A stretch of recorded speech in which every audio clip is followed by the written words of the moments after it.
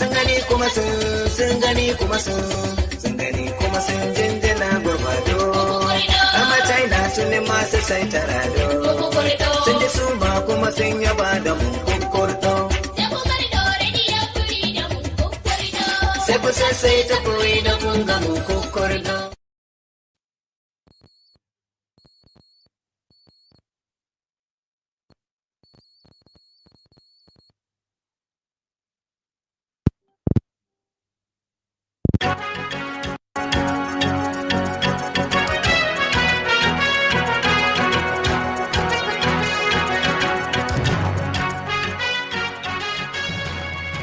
This is Freedom Global News.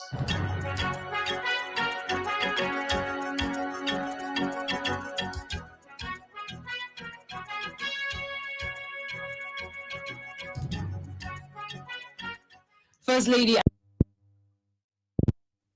Assembly. Independent National Electoral Commission gets 6 new commissioners. Senator Muhammad Nasiha replaces impeached Mahdi Aliu Gusau as Zamfara's state deputy governor. And on the foreign scene, Ukraine to impose state of emergency, but no martial law yet.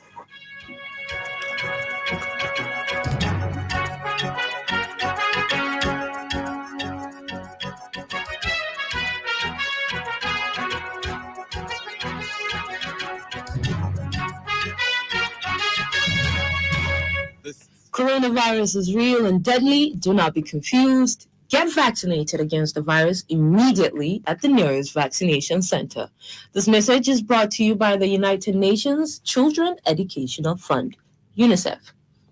Good evening. You're listening to Freedom Global News on 99.5 FM. I am Zarah Zannah. Today is the 23rd of February, 2022. And now the news in full. First Lady Mrs. Aisha Buhari today attended the plenary sessions in both chambers of the Senate and the House of Representatives. Mrs. Buhari was at the National Assembly to throw her weight behind an item for amendment in the 1999 Constitution, which seeks specific seats to be created for female legislators in the country. She was accompanied to Senate chamber by the Minister of Women Affairs, Pauline Talon, and the Minister of Finance, Budget and National Planning, Mrs. Zainab Ahmed. The Senate President Ahmed Lawan, in a short remark after the report was laid by Deputy Senate President Ovi Omo Agege, said the visit by the First Lady was to show support for a bill to have more female parliamentarians at the federal and state legislatures. The Senate President assured the First Lady the 9th Assembly, while voting on the amendments to the Constitution as contained in the ad hoc committee's report, would ensure that women participation in governance is commensurate with their population. The federal lawmakers are expected to vote on the amendments on March 1st.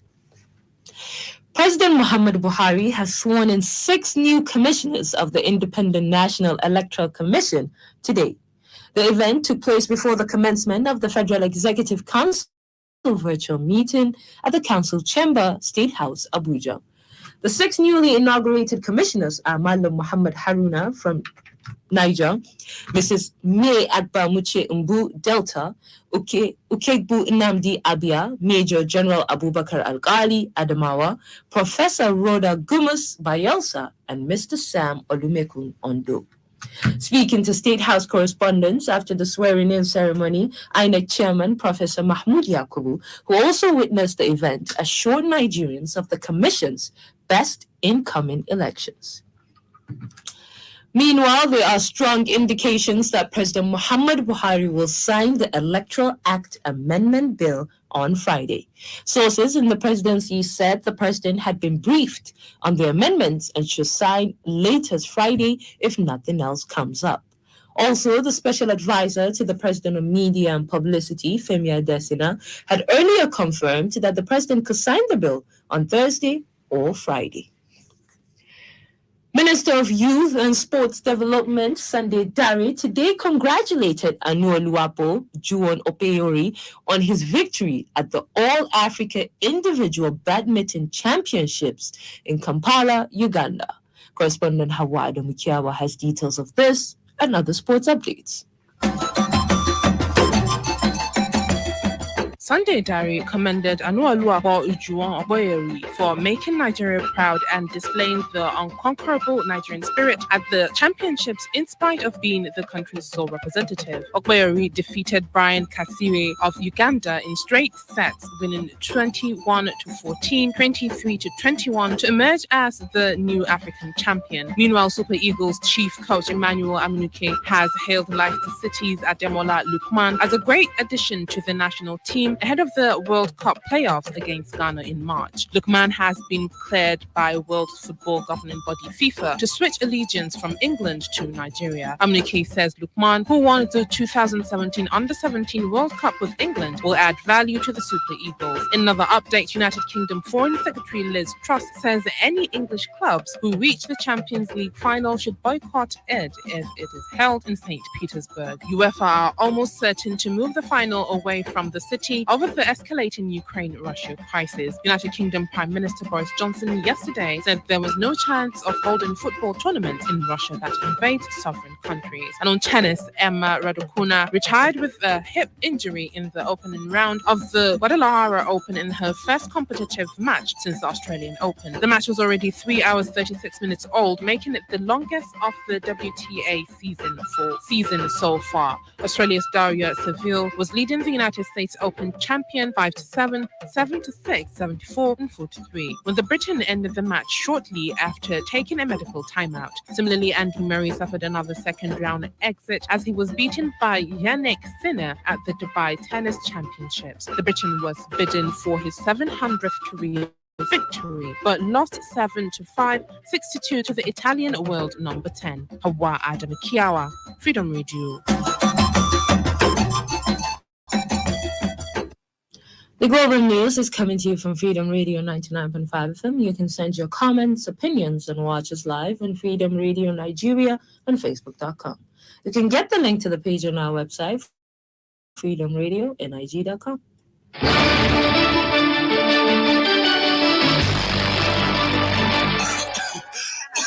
Musa, me kake nema a cikin kitchen? Masoyiyata, ina son cokali in sha magani. Masoyina, ka ɗauki comics kawai, ka yaga, sha ka samu sauki. Haka ne fa, ku yi amfani da comics ma duk kai tare. Comics yana da dextromethorphan da guaifenesin.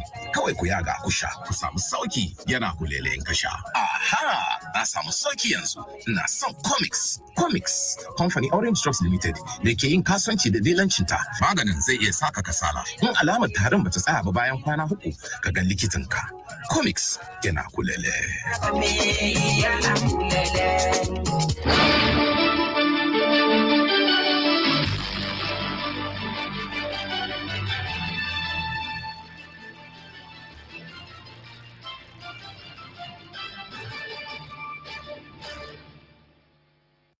Welcome back. You're still listening to Freedom Global News on 99.5 FM. The Zamfara State House of Assembly has confirmed Senator Muhammad Hassan Nasiha as the new deputy governor of the Northwestern State.